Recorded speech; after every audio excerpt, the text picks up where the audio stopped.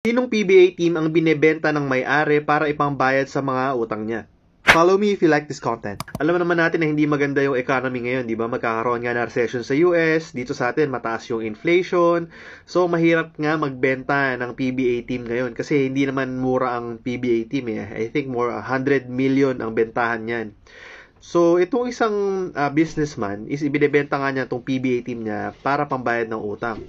So, this is Mr. Dennis Uy of the Odena Group. Remember, si Dennis Uy is binenta din niya yung kanyang Malampaya stake kay Enrique Razon.